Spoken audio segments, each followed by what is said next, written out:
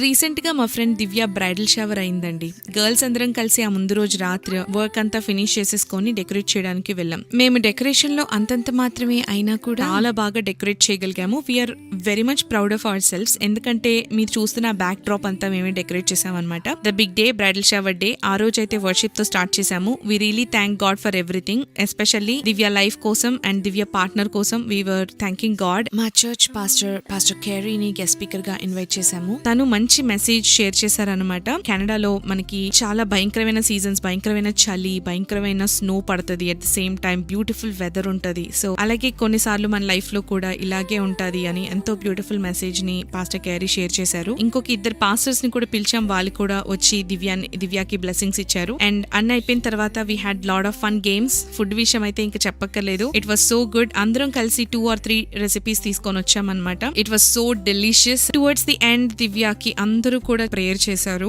So అలాగా ఈ bridal shower అయితే అయిపోయింది. ఈ వెన్యూ వచ్చేసి మా ఫ్రెండ్ ఇంట్లో జరిగింది.